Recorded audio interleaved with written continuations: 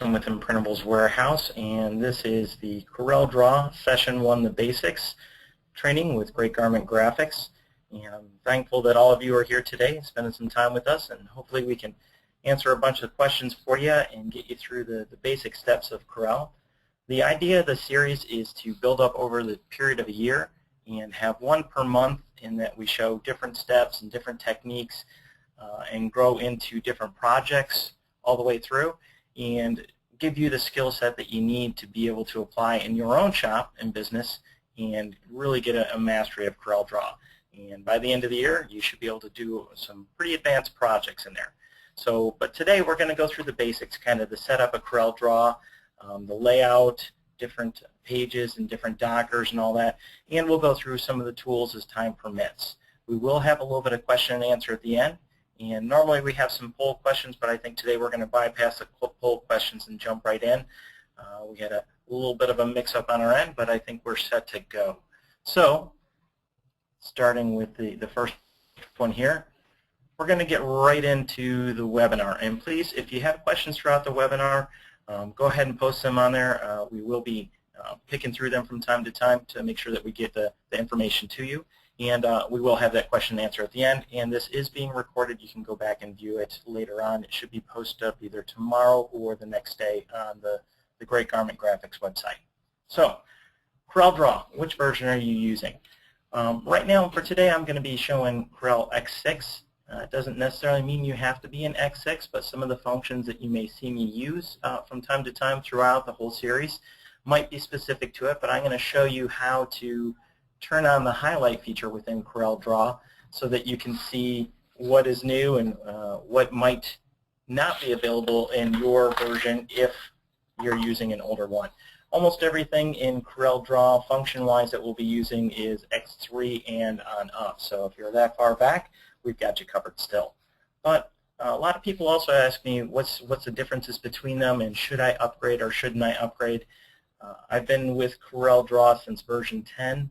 I think X6 is one of the best that they've come out with yet. It's a fairly stable platform. Not to say that it doesn't crash, because it has crashed on me, and I think just about any software out on the market has crashed from time to time. But it's one of the more stable environments I've seen, especially with the newer updates that they've had out there.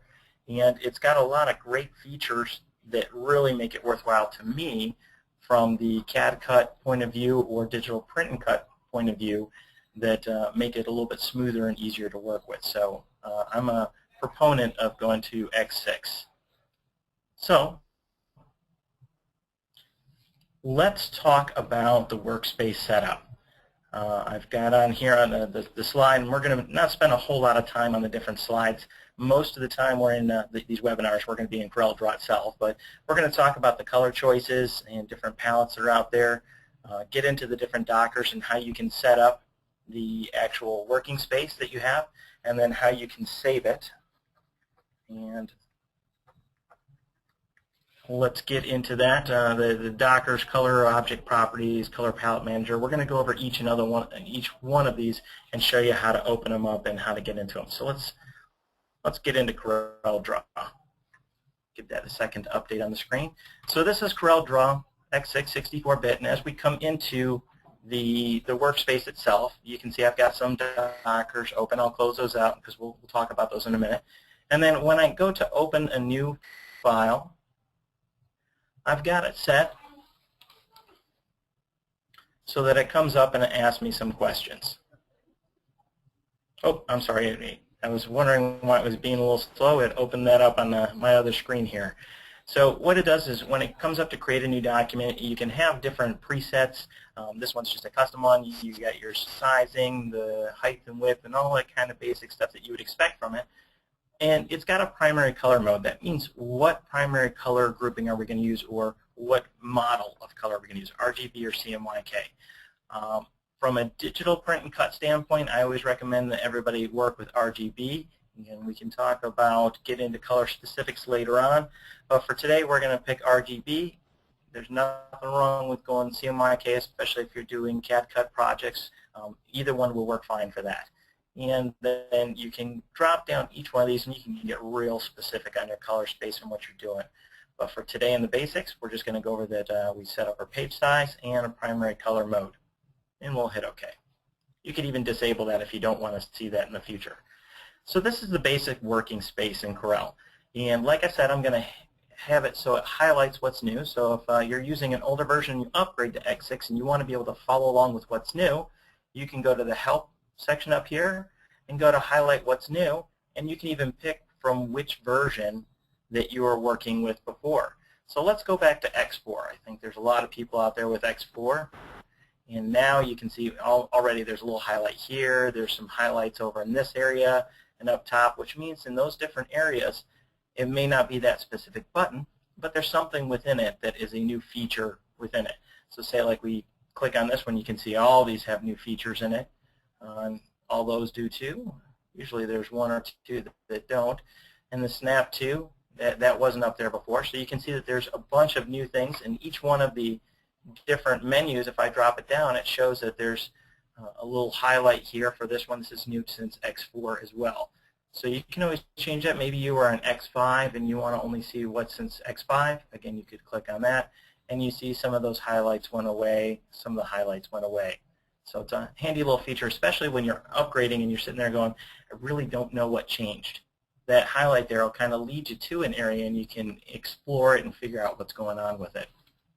So we'll set it back to X4, which I think a lot of you guys are probably on. So let's talk about the Dockers themselves. The Dockers are handy tools to have open, and they allow you faster access to information and tools within the graphic. So say I've got I'll do a quick graphic with a couple of squares in here and give them some color, just so we can see what some of these Dockers do. And we've got two squares with some color in it right there in the graphic. If I want to access Dockers and have them on my screen, I've kind of closed them out there, but we'll go to Window and then Dockers, and you can see all the different Dockers that are available to us. So maybe in your Corel Workspace, you find yourself going and using the Contour tool a lot. Well, it's very helpful to have that Docker open so I can access it rather quickly instead of going to the area over here where I've got to go to this menu and then into a sub-menu for Contour to open it up. Or maybe it was even a little bit deeper and I had to go to Edit and somewhere in there and get to the actual place that I want it to be. By having the Dockers open, and I'll expand these out, this little double arrow thing here is expand out the Docker.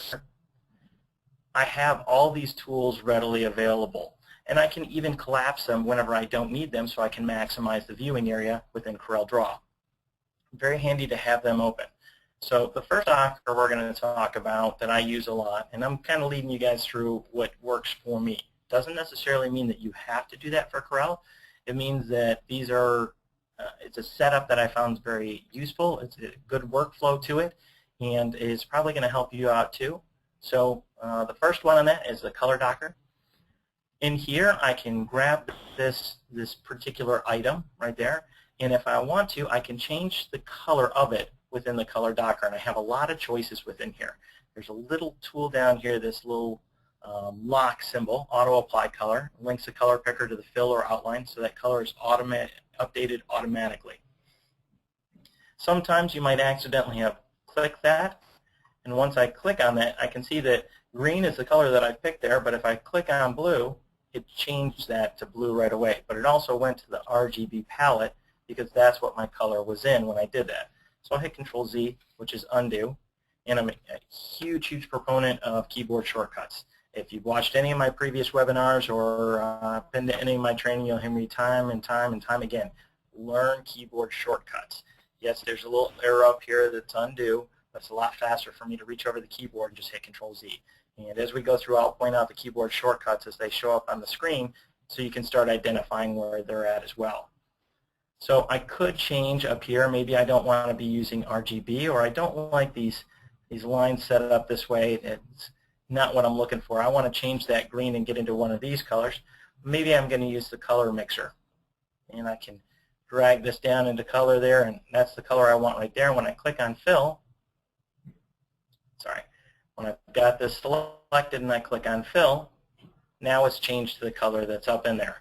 I can also go to the sliders, and I can change the tint and hue of this using the sliders. Hit fill again, and now it's changed it and updated it.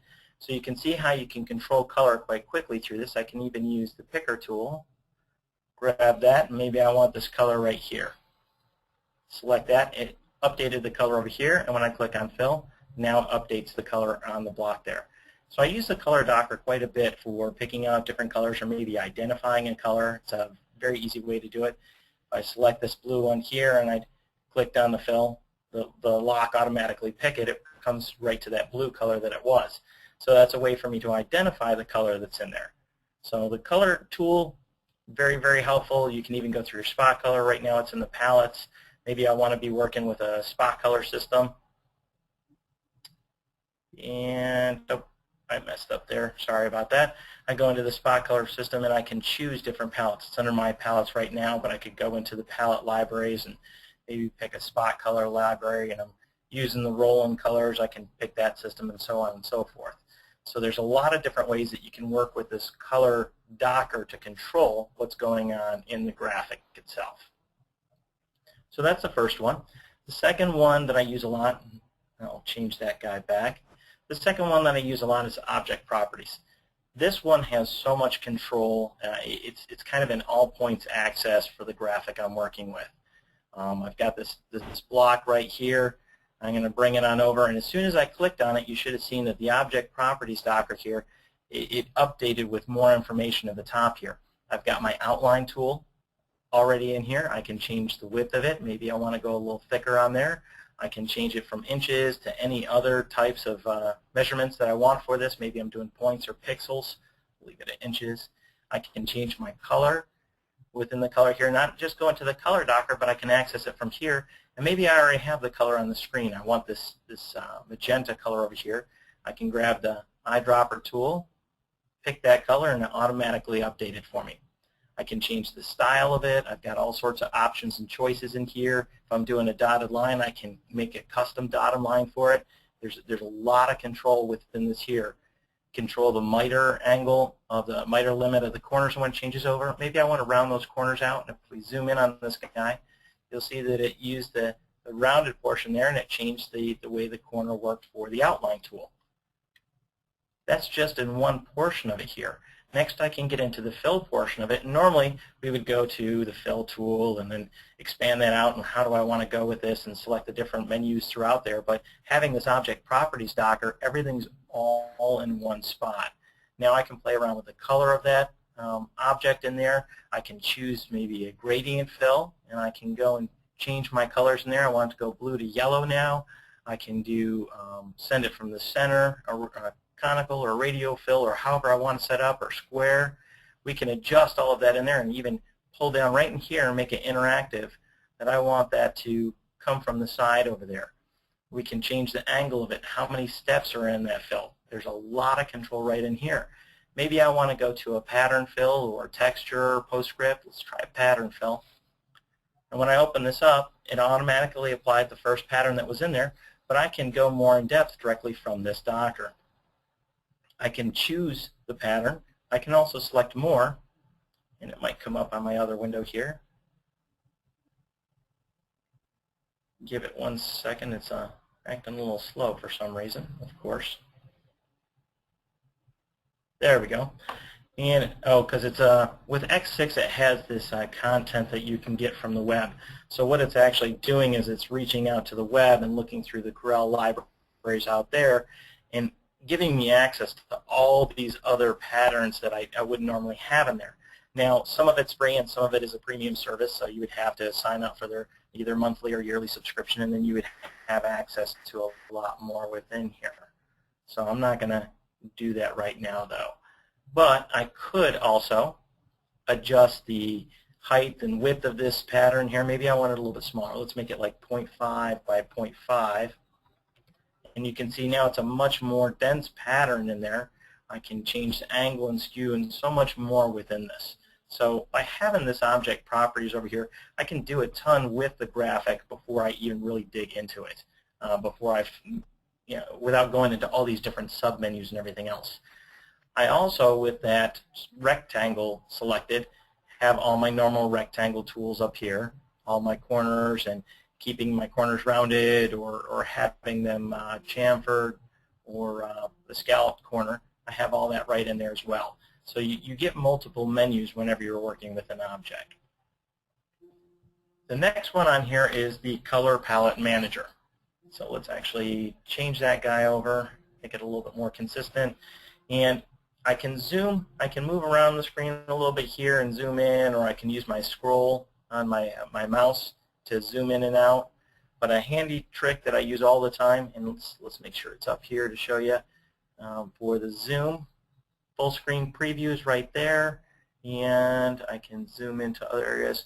The one keyboard shortcut that I use a lot is F4.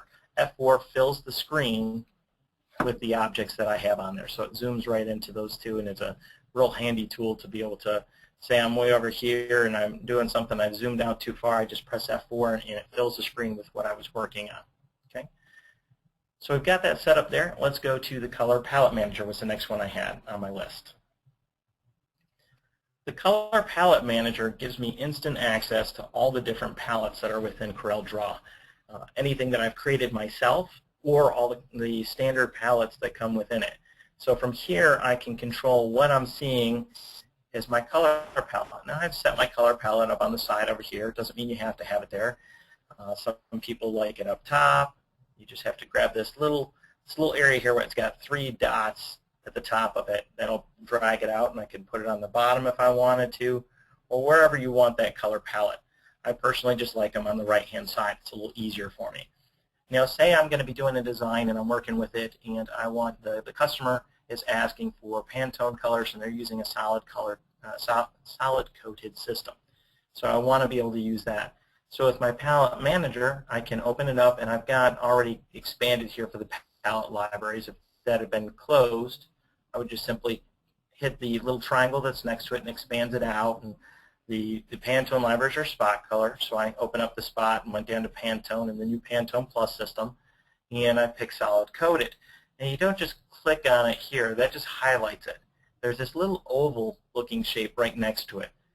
It's an eyeball, and when we click on that, it opens the eye, and there's your color palette library. Now I can control these independently as well. We showed how moving them all around, it doesn't move all of them. So I can just take this one, and maybe I want my Pantone library at the bottom, and I want my RGB palette over here, because it's infrequently I use this, but I do like having it open so I can grab different things from there. But I use the one over here more often, so that's right there. So you can kind of change these however you want. And remember that little eyeball there? If I wanted to shut it off, just close the eyeball. Now when I open it up again, see it defaulted to where the first one was and not back down to the bottom of this. So realize that if you close them, it's going to open it up back to where next to the other spot color palette, or other palettes, not necessarily spot color, but the other palettes that are open there. So very handy on this one, and those of you out there that are using digital print cut devices, specifically the Rolands, they do have all of the Roland color libraries in there, including the metallic, VersaWorks, which is your cut contour, and the spot colors for it, and also the color system library. So that came in Corel X5 and later. In X4, you had to add them in manually, which is a little bit more of a process, and it was in the custom spot color palette. So now they've got them already integrated in, which is a real nice feature for us because it speeds up our workflow. Next on my list was color styles. So let's open up the color styles Docker here. Now to open up any of these, I'm a little remiss here. I didn't show you guys how to open up every one of them. Any one of the Dockers, we went through there and we went to Window and Dockers, and we saw all of these in here, and I showed the contour one. But say I want to turn one off. Like I don't need the hints anymore. It's checked right there, so all I have to do is click it again, and now that hints Docker, even though it was kind of buried over here, is now no longer available to me. And I can always open it back up by going to Window and Dockers and open up any one of them. So if you accidentally, hit the little X button right here and close out all these Dockers, or an individual one, say like color styles, we'll close out the color styles, and oops, I didn't mean to do that. I need to bring that one back. So Window, Dockers, and to color styles. I think it's down at the bottom here. There it is. And when it opens up, sometimes it'll open up at the top and you've got the rest of them at your bottom. All you have to do is drag and drop those where you want. I could even take this one right here, and I want to put it over on this side now. So I drag it over to there, and now all of them are there, or I can separate out just the color palette manager I want over here. So you can customize your workspace to however you want it and have them all interlocking over there, and you've got the different tabs. So I've got transformations and some over here and some over there. So maybe I want to break it up a little bit. So I'll take my align and distribute and put this one over here so I don't have a continuance menu down below. So I kind of like that right now. So we did color palette manager and then color styles. And let's just take a quick break and double check. Do we have any questions that are hanging out there yet? Nothing yet. Nothing yet. Okay. Wow. I guess I'm engaging them that well. So hopefully everybody's learning a lot. So the color styles docker is kind of neat. Very powerful tool. It's X3, X4, all of them back. I'm going to add a couple more colors in here so you can get a better idea of what's going on. And we'll do a green there. And I want to turn off the outline for these guys. So I've got, 5 different colors right here. If I grab everything that's on here, actually one more thing I'm going to do. I right-clicked while I was dragging it, so I left-click to grab it, and I start to drag it, and I tap my right-click button, and it makes a copy of that one there. So I've got a couple that are green out there, and then I've got these other colors.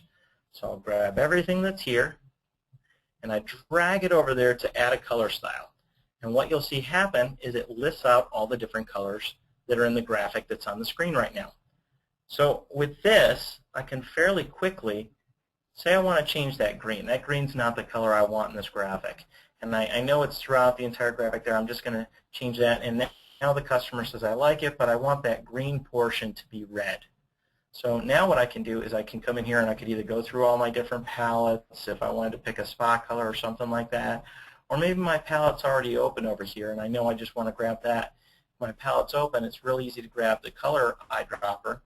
Just come on over and select that. And now everything within the graphic that was that specific color is changed throughout. And it's an automatic one.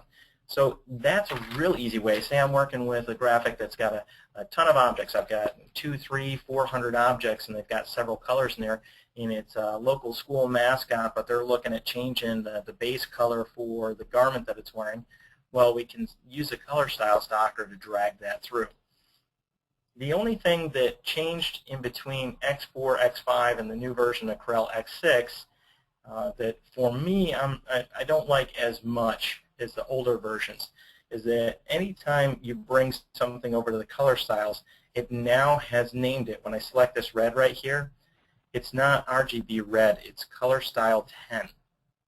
So if I needed to have a color name for it, it's still the RGB red for value.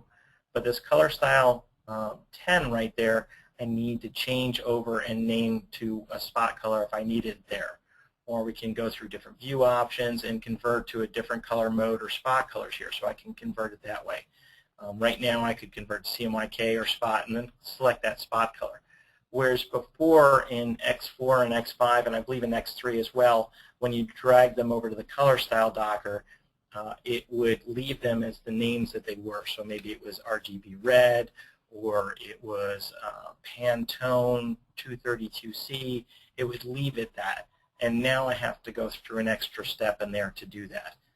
So maybe I also want to do a color harmony. I can hold shift 2 of these and drag them over. And now when I drag those two down there, I have this harmony, which means that they're kind of linked together. And there's some really neat effects that you can do with this one. I can drag this one in there, and it maintains the aspect in between those two colors. So you can see it changing on the screen as I go through. I'm kind of muting them out. Or maybe I want to make them more vibrant and swing it around. But it's maintaining the aspect between those and maintaining a harmony. So this is a neat way that we could work with, say, like a flame graphic with red and yellow and kind of mute it in a little bit and change over the colors and play around with them while maintaining a harmony between those values. Maybe as a graphic designer, you're working with specific color harmonies and you want to be able to maintain a portion of your graphic in conjunction with the other. You can do that quite quickly through here with the harmony editor. There's lots and lots of options with this. Waiting for it to pick up and open up into a menu. I can even go through again and go to my different spot colors if I want to. Oh, that was a premium one, and we're not going to pay for that there. So some of the functions within X6 are premium functions. and you have to have a subscription for them. But we can change through the different harmonies and play around with the color in there and adjust it. You can see it's adjusting it automatically by me dragging down here as well what the hue and saturation is. So kind of a neat thing that you can do and play around with your graphic. There's a lot more buttons in here. We're just touching the basics today and showing you, kind of tapping on the different dockers as I open them up. So that's a little bit about color size, and we will play with that in future sessions for the CorelDraw series that we're doing, where we're going to show how you can really affect across a graphic with it. So the next docker that I like to talk about is transformation. And where'd my transformation end up? Right there. So let's select this one, and we'll take this guy right here, and we're going to change its color to a nice deep red.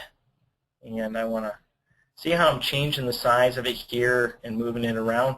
When I look over here with transformations, I have a couple of different things on here. I can change the position of it in aspect with the page. I can rotate it a certain way, scale and mirror it, and then size. I typically go to transformations because it's a fast way for me to find the size of an object and then to change it. Say I wanted this to be 3x3 proportional. I know I could come up here and work my 3x3 proportional up there because I have this bar open at the top as well. But I like to be able to come in here and just quickly 3, and now it's actually proportional. I can make numerous copies of it if I want. We'll hit 2 and hit apply. And now I made 2 copies of that original graphic right there.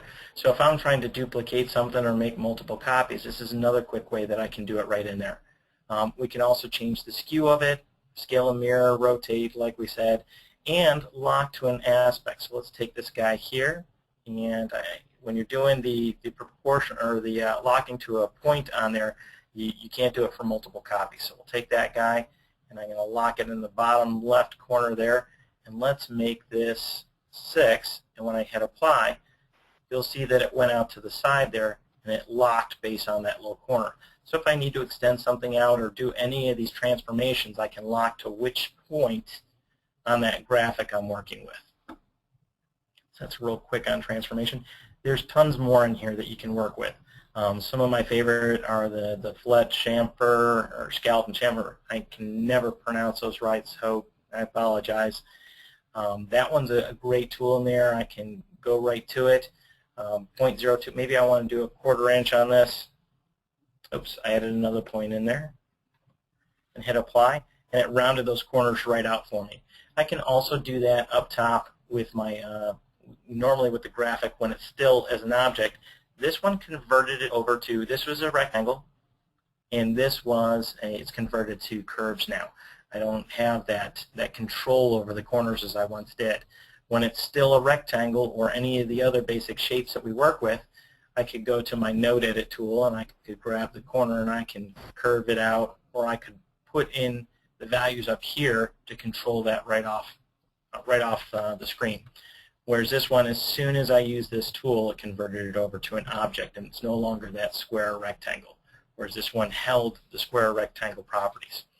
So that's when I use a lot. Contour I use quite a bit as well to contour in and out. In X6, it added the ability to round the corners or bevel the corners right in the contour tool for anybody who's working with CAD cutting. This is a huge, huge plus. When you're working with a CAD cutter that's a drag blade, it's on a spindle. So if I have a sharp corner, let me draw something out real quick here. We'll make a sharp corner there and make it come back. Oops, too much, Steve. So we've got a sharp corner there. So now when my blade comes up to here, it's dragging in this direction, and it's got to yank back in the other direction. So it's a lot of force on the blade and the blade tip. We'll zoom in a little bit so you guys can see this. It's a lot of force on the blade and the blade tip because it's dragging in this direction, and now it has to yank back in the other direction. So let me take this guy, actually a little bit better graphic to work with. Let's use one of our tools in the toolbox, and I'll make a star so you guys can see what I'm talking about. So we'll make a star there. And now, convert it to curves. I want to use the contour tool here to round out the outside portions of it. So when that blade is coming up, and yanking back this other direction, I'm not putting as much stress and strain on it. So in my contour tool on this one, I would round the corners, and I'm going to go this here. I've got to center or inside or outside. I'm going to select outside, and maybe I'm going out by 0.05, and I hit apply, and you'll see that all those corners out there where the blade would be yanking back are now rounded out. Now, it doesn't always apply it to the inside corners here, but we could go in and manually apply that if we wanted to. But it does speed up production quite a bit on that. So that's a nice feature in the newer versions of Corel that I use quite a bit. The other docker I have open here, Object Manager, I use this one a ton, especially if I'm trying to dig through a graphic and figure out where different things are. It's a quick way for me to be able to select different objects within there and see the properties and what's going on. I can see this curve right here, that star, it's got a contour group to it, so I could see, hey, why can't I move just the inner portion and not the outer? What's a contour group? It's connected. And that would show me right here. And make sure we don't have any others over here that I missed. Oh, align and distribute, I use this one quite a bit. So say I've got these different guys right here. I'm going to hold down the Shift key to select a couple of them at the same time. And maybe I want to align and distribute them. I want them all to be to the bottom. So right there, it's align them all to the bottom by just clicking a button. So I've got all my different tools right in here for being able to control multiple objects. Very handy when I'm working with with a lot of graphics and that I need to line things up, or maybe I'm doing a bunch of names on a grid and I want to line them all up to the bottom or to the side or something like that. I can do it very quickly and easily in here.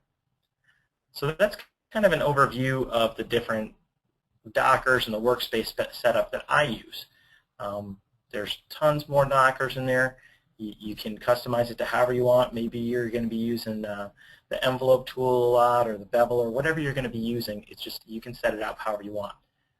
Once you've got this workspace set up how you want it, you'll want to save that setup. So if for whatever reason, say your computer crashes and you need to reset up Corel, yes, you could go back through and open up all those Dockers and everything, but it's very handy to be able to have it already saved so that you can go to it. Maybe you have several designers or several people that use the same computer and they all have their own personal preferences. You can save each one of those workspaces and have even Corel ask you when it starts up which one you want to use. Now to do that, we're going to go to Tools and then Options. You can also get to it in Customization either way. And there was that Control-J there. I have to bring this over to open up on my other screen. Let me cancel so I can show you again. Tools and Options, and see it says Control-J. Anytime we open up any one of these windows, you can see if there's a shortcut, it's got it right there. So those are the shortcut keys. So we'll click on Options. Going to open it up on the main screen.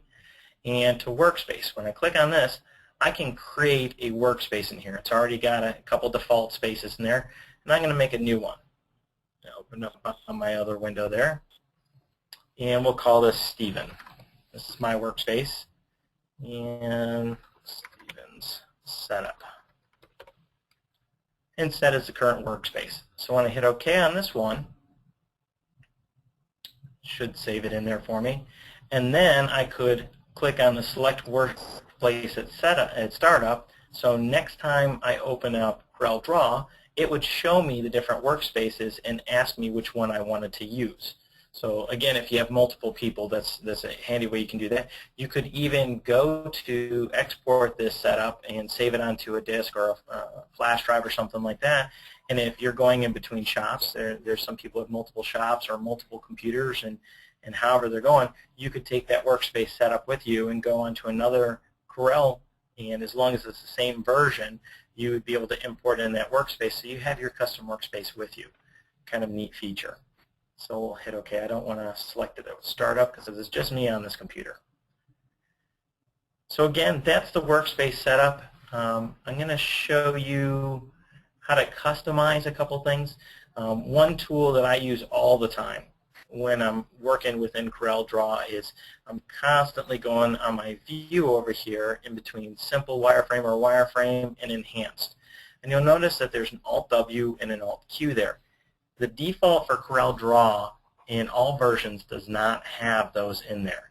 So regardless of how you've set it up, there's nothing at the end there until you set it yourself. I've picked Alt-Q and Alt-W for my go in between for wireframe and enhanced. And by doing that, now I can simply go to the keyboard and I press Alt-Q and I can see wireframe right off the bat, which is very helpful for me if I'm working with a CAD-cut graphic and I need to see if I've got overlapping lines or how they're setting on one another and where I need to trim and weld and do all those other features. It's very handy for me to go right into the wireframe, and then as I'm working I can go back to the enhanced or normal view there. So how do we set up these custom shortcut keys? What we're going to do is get into the tools up top here and then down to customization, and I'll go to under customization to my commands. When we open this up, it opens up all the different command bars and what their key code is for it and everything, and I can drop in here. I wanted to go to view. That's where I'm changing things. So I'll go to view, and I'm actually going to change it. I was thinking about it the other day, and I wanted the wireframe to be Alt-W, kind of match up to it, and the enhanced to Alt-Q. So enhanced right now, if I go and click on that in there, and shortcut keys, it's got Alt-W. So I need to press Alt-Q, and it's going to tell me it's already assigned to wireframe. So I can't do that. So let's change this. We'll do for now we'll do Alt-E, so I can kind of switch it up. And that one there will delete. I'll go down to my wireframe, and we're going to delete this. And our new shortcut key is going to be Alt-W for wireframe. And then I'll go back to enhanced. I probably could have deleted just the other one and made it a little quicker, but that's okay. And this one here, we're going to do Alt-Q and hit assign. So now that it's assigned in right there, and I'll go double check my wireframe. Oh, I was in wireframe, not simple wireframe. I can see Alt-W right there. Don't hit cancel. You have to hit OK in this one. So once I press OK, it'll update that space, and when I go to view, you'll see that wireframe is now Alt-W and enhanced is Alt-Q. So you can set up the shortcut keys however you want to do them. If it's got a conflict in there, it'll warn you on it before it allows you to finish it up and go on. So it's a pretty quick way to set up some faster shortcuts and faster way to work within CorelDraw. So that's our workspace setup. Let's go back over to the slideshow. And now we're going to get into the toolbox and talk real quick about a couple of these because kind of run a little long on time, but we've got the whole year to work on this. We're going to go quickly over the pick tool, shape tool, zoom, some of the drawing tools and shapes, and a little bit about text. Again, this is basics and an overview of CorelDraw, and in each subsequent session we're going to keep building on those skills until we get to the point that you guys are doing advanced projects. So the first one's the pick tool. It's this guy up here. This is the toolbox on your left-hand side. That's where all the different tools that we're going to use throughout our time. Very handy way to grab each and every one of them, and you can customize that, but this is the default setup for CorelDraw. So I've got the pick tool, and then I've got a freehand pick. The freehand pick simply lets me draw an area around something to pick it, whereas the pick tool, I can drag to click and have it there. I can also draw the, back to the freehand tool for some reason. So I can also draw that marquee box around it. Now, if I'd only drawn part of it, it didn't grab it. But if I hold down my Alt key and grab it, as long as it touched part of it, while I'm holding the Alt key and doing this select, I'm able to grab both of them. So that's a handy little shortcut for people as well. So the pick tool just allows me to grab different items, and there's two different types of pick tool. The freehand pick is a new one. Next on here is our shape tool. The shape tool has all sorts of neat little things in there. It's got the shape tool itself, and then we've got down through here smudge, roughen, free transform, and then these new guys, the smear, twirl, attract, and repel. Pretty cool tools that you can play around with, and we're going to be playing with them throughout all our different jobs. But let's start off with the shape tool. When I grab the shape tool and I select an object, we can see this has got the dotted lines around it right now, whereas if I select this one here, it's got the dotted lines, but it's also a curve. It shows me 8 nodes down there. When I select this one, it says it's a rectangle, and I'm editing corner roundness. And when we kind of discussed it earlier, when I did that, the tool, the chamfer and fillet over here, it converted this to a curve where it still sees this as an object. So when I'm in the shape tool with an object, such as a rectangle like this one here, and I grab the corners, it tells me editing corner roundness, I'm just rounding it out. I can't grab an individual one in here and change this graphic around by a single node in there because it's still an object. But if I were to right-click on this and convert it to curves, or Control-Q, shortcut key, now there are individual nodes on there, and I can grab one node and I can adjust this out however I want. And it also shows me it's a curve with 4 nodes. But I no longer have that ability to round out the corners from this rectangle. So by converting the curves, I have removed the property of that of being a rectangle or an object within CorelDraw, a specific named object, and I've changed the ability to do different things, but I could still go over to my fillet and chamfer, and I want to do that 0.25, and I hit apply, and it applied it to just that one. But I could hold down my shift key and select all the rest of them and do apply, and now they're all rounded out there. Let me move this so you can see this guy a little bit better. So you can see I rounded out the corners that way. So once we've converted to curves, the shape tool has a different purpose, and it affects the object differently. The smudge brush, and if you hover over any one of these, it'll kind of come up and give you a quick little description of it. Changes the shape of an object by dragging along its outline. So let's try that smudge brush right now. We'll grab it here. And to make you see it's a little teeny tiny dot there. To make it bigger, I'll hold down the shift key. And it should have made it a little bit bigger for me. Now let's make this size bigger. Make it a little bit bigger nib. And when I start dragging it around the outside of that object, you can see that it's smudging it along there.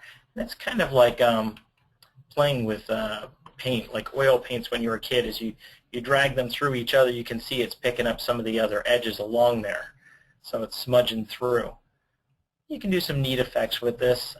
It's up to the individual and what you're doing with it, but realize that's all still a vector object. So if I go to my view in wireframe, or Alt-W, you can see all the different nodes and everything it created when we did that. So there's a lot more going on here once you've applied this different editing tool to it. So let's go back to our normal view and try one of these other ones. The roughen brush, it roughens and distorts up the edge, and you've got a lot of different settings for this one. Let's increase that, make it a little bit bigger, and you'll see that as I bring it down, it's kind of roughening up that edge. And I've got some tools here. I can tell it how I want it to go, the tilt and offset of it, and you can adjust it quite a bit. But it's just another way for changing the outer edge of this object.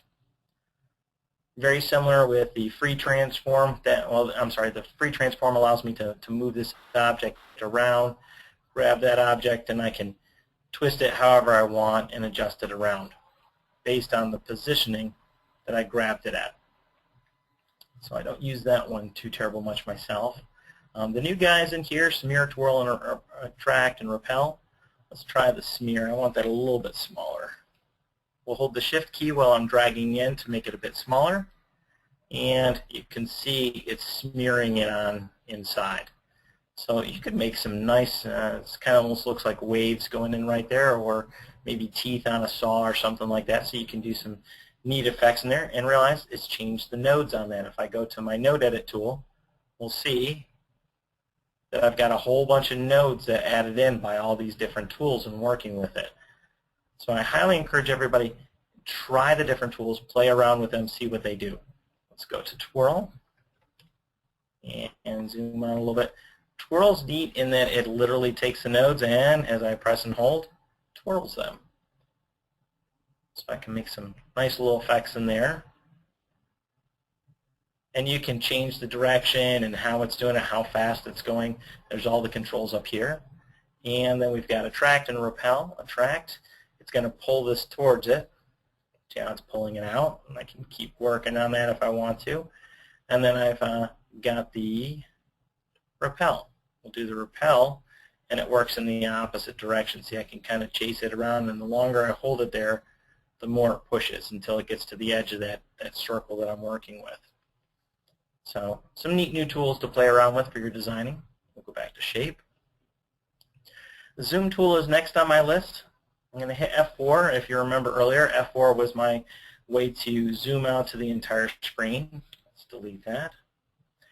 So I can also go to the zoom tool right here, click on it, and I can drag around a group of objects to zoom into them. And you can see it's also got the pan tool. The pan tool grabs a page and drags it around.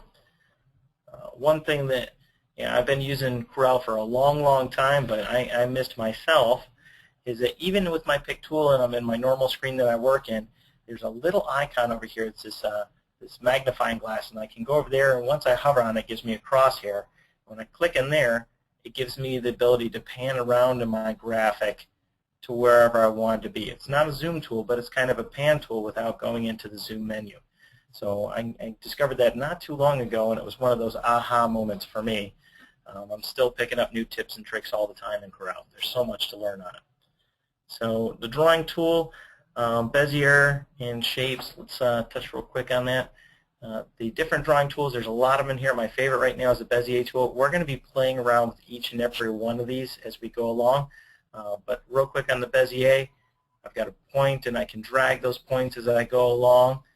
Something a lot of people don't realize is that point right there. If I double-click on it real quick, left-click, you'll see that that other control arm went away. And if I zoom in on this guy, now I can use that as a control point there, a cusp, instead of a regular rounded point in that. So there's a lot of tools you can do with that, a lot of tricks you can do with that one there. And I do want to get to some questions. That's why I'm kind of hurrying through a couple of these. We will come back to them in the next session. Shapes, working with the different shapes. We've got the rectangle, ellipse, and polygon, and then got basic shapes. Each one of them gives you several different ways to draw. These little triangles at the bottom right-hand corner, if I hover over that one and click on it, you'll see that there's a rectangle tool, and then there's three-point rectangle. The three-point, I draw a spot, a point, and drag over to here, and then draw, there's my rectangle. Whereas with the regular rectangle tool, I'm drawing out. And you can do different tricks like hold shift, it expands out from the center as you go, or control, it keeps everything proportional. So there's different ways of controlling that. We'll be playing with those as we do different projects. And then text, to get into our text is this portion right here. If you just click on that and do text, you're kind of robbing yourself. To really get into text, you should use one of the text dockers, or if you simply drop down the text menu, you can see all the different things you can work with in here. And in future projects, we are going to be working with some of these and showing how to set up some graphics and using the different tools and filling to an area, fit text to a path, and all that. So quite a bit you can do there. All right, let's go back to the PowerPoint.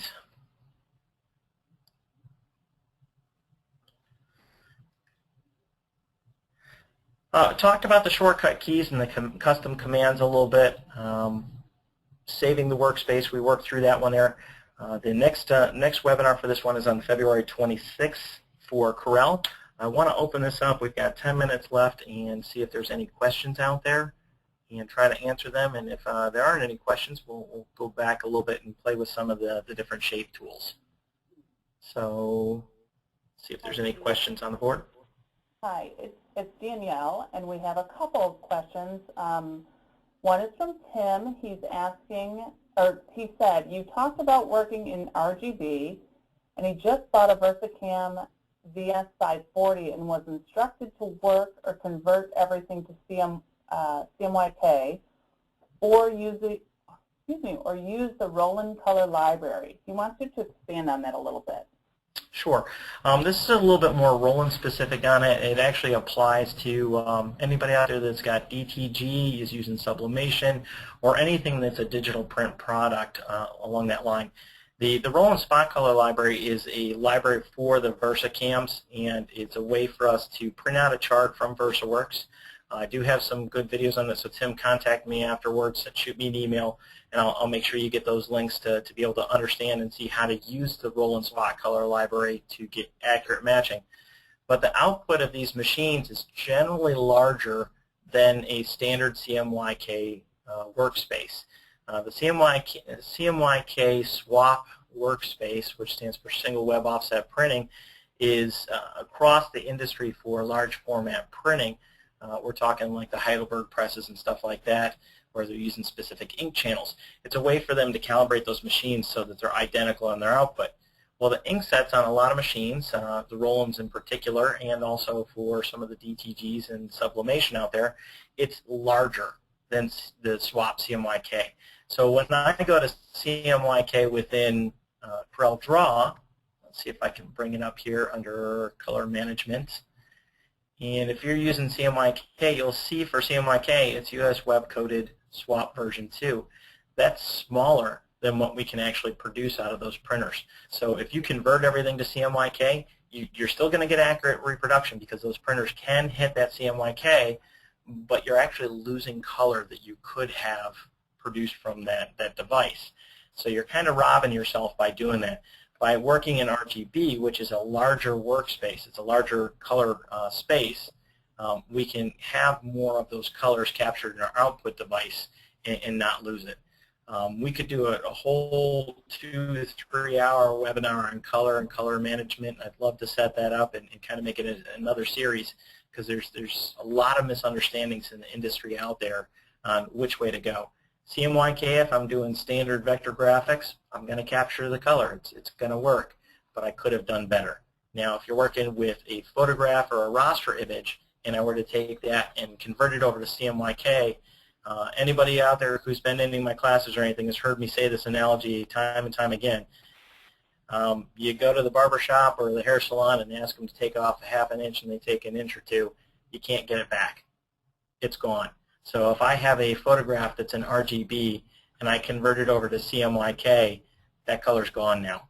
And my device on output cannot capture it. So we tend to get photographs and raster images that look washed out on the output at that point, and it's not the way to go. So that's just a real quick on it. And like I said, I could go much more in depth. So Tim, please contact me afterwards. I'll help you get the right setup and make sure that you've got the right workflow. So what's the next question? Erica would like to know how you can change the color of a graphic, for example, a mascot, without losing the details displayed inside the graphic. That would be with the color styles docker that we touched on. So within this graphic right here, and let me get rid of some of this chunk that we don't need. Should be updated on your screen by now, hopefully. So within this graphic here, I could go back to my color styles again and grab everything in here and make sure it's in there. Add it to the color styles. So it only added one more color that wasn't there. If I wanted to change this, the red color again in here, and we'll move these guys around. And I'm going to grab those two and arrange them so that they're in the back. So you could see, order to back of page. And I could have done Control-End or back of layer, Shift and page down, shortcut keys. But when now I go into here, and if I want to change just that there, I'm going to go to my eyedropper, and we're going to make those a gray color. And you'll see it change them in there. So it's independent of the graphic itself as long as it's a vector graphic. Now, if you're talking about somebody who's got a raster graphic, which is a photograph, JPEG, bitmap, something that when we look at it in wireframe, we don't see those lines, it's a little bit more difficult. And that's kind of getting into Corel Photo Paint or Photoshop and something like that and working with it. So I hope I've hit on the question that she's looking for there. If not, please contact me afterwards so that I can help you out some more. And I will take notes on it, so next time we come back in, I can say, hey, I missed that question. I didn't answer what they were looking for. Here's what they were looking for, and maybe even use that as an example in the next session. Okay. Cool. Tom would like to know, why would my transform tool not work correctly? When I enter a new dimension in, it does not change the size, and yes, I do have the item picked. Okay, that was going to be my first question, was do you have the item picked? But if you notice, without it picked, it won't transform it there. You may have it locked. That object itself might be locked.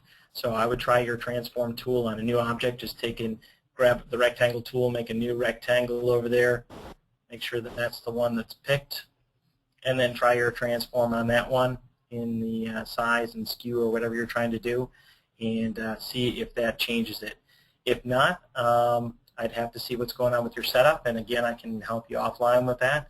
And if it's something unusual, I'll bring it to the next session so everybody else benefits from it as well. But I suspect if you've got it selected there, it may be that that object is locked or it's locked into something else that's not allowing you to. Okay. Lauren asks, does the palette come with the program, or do you have to change it according to the colors you're working with? There are some extra palettes that you can get into Corel. With the exception of the roll and spot color library, everything that was in the palette manager, the palette browser there, is integrated and internal to CorelDraw. So you don't have to go out and find palettes. You don't have to download anything extra. It's all in there. With Corel X5 and X6, if you're working with the roll-and specific digital print products, they have those color libraries now integrated into it, and you don't have to add it in. X4 and older, if you're working with those roll-on products, you do have to import them in, and I've got a PDF document that will walk you through step by step on how to do that if that's what you're trying to do.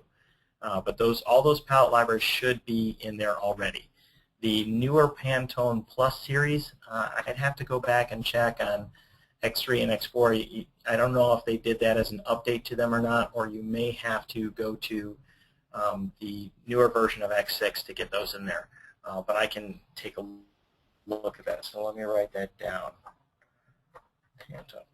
Got it, and I will make sure to bring that to the next session, and if she wants to shoot me an email, I'll make sure she has that answer. Okay, and then we have one more. Guy would like to know an easy way to make adjustments to a cut line on a JPEG, such as when the cut line is a little outside the design and the customer doesn't want a white outline around the design. Okay, excellent question. We'll say that this is a JPEG right here. I know it's not, folks, but we'll make it real quick here. And I'm going to have a cut line around it. So I copied it and pasted it, and on the outer one, I'm going to give it this line there. That's my cut line right there. So if it was a roll-in specific device, maybe it was cut contour that's going around there, but that's our cut line. To make it so that if the cutting accuracy is a little bit off on whatever device we're using and they don't want to see any of the white, the easiest way for me to do it is go to my contour docker. I'm going to go to the inside contour, and I'm only going to take it in maybe 0.02, something small. I like to round out my corners, and then when I hit apply, you'll see it came into the object a little bit there. But realize contours they're grouped together, they're kind of locked together. So if I move one, I'm moving both. So I'll put those two back, and I have to go to Arrange, Break Contour Group Apart, or the shortcut key Control-K right there. And now that it's broken apart, I still have them both selected. It says two objects, whereas before it said Contour Group. I select outside of it, and then I select the outer one and delete it. And now I have a cut line that goes slightly to the inside of the graphic. So if I'm a little off on my cutting accuracy on the job, that white area won't be showing and the customer won't see it. So hopefully that answers the question for him. And just like all the other ones, if it hasn't quite answered it, let me know. And we can also work offline for a couple videos for people to make this out there for everybody so we all gain knowledge from it. Okay, we actually have one more just came in if you don't mind answering. Sure, I got time. Okay, great. Gail has actually asked, when changing colors, if you do not want to change every single, for instance, lime green to red, what is the process for changing a few of them? For a few of them, the basic way would be to select each one of those and say, like, I want to change, I need to change this blue, this yellow, and this purple over to a different color and not the other ones in there. And I understand you're probably asking, well, let's do this. Let's make that guy the same. We'll make a couple of these the same color real quick. And I want to only change these two and not all three. Whereas with the color styles before, I would have them all in there and I would drag it in and I would pick it and it would change all of them if I only wanted two. Unfortunately, you're going to have to grab one and the other and hold down Shift as you're doing it so it selects both, or Control, because Shift can get into a whole group. I'm sorry, Shift you have to on this one. Control I'm thinking of with the Object Manager. And that way I've got those two and I could change them over to a different color. I could also have done that by going to my Object Manager and looking down through the different objects in there and, hey, I want this one. I'm going to hold Control and I want this guy and this one. And now I've got those ones selected and I want all of those to be this color. So I can do it that way there. The problem is when you get into a graphic that has hundreds upon hundreds of objects, it's a lot more difficult. So what you might want to do there is take sections of it and make it into a group so that those are controlled as a group in color management, and they would show up in here. So as these three are selected there, I can right-click on it, and I could group these guys. I should be able to arrange and group right there, or Control-G. So now as a group of those three objects, when I select one, it selects all three, and I can change the color however I want. So, and if that doesn't answer what she's looking for, maybe I could take a look at a graphic that she's trying to work at it on and use that again in examples in our next class. I think we're going to, as we continue with this series, we're going to take some of the questions and examples from previous classes and bring them to the next one so that everybody can benefit from those. Great. Okay, I think that is actually all. That's all the questions we have for today. So up on the video screen right now, we've got my contact information there, and we'll go one more slide to finish it out. 518-630-6655 is my direct line on my desk, so if you have a question for me, you can give me a call. And then my email is steven@imprintables.com. The next webinar is January 31st, and I forget what the next webinar is on. Do you remember, Danielle? I'll be honest, I'm so sorry I don't. Oh, that's okay. We're a little behind today on things, but there's another one coming up on January 31st, and my next one is on the 26th of next month, which will be session 2, and I'll send out an email to everybody that was here today to remind you so you can sign up for it and keep going along with the series. Again, please let me know of any questions that I can help you out with and more suggestions for future webinars, and I want to thank you again for spending the afternoon with me and taking time out of your day. It's a pleasure being able to teach everyone out there and help you guys out expand your business. So thanks for stopping by. Thank you.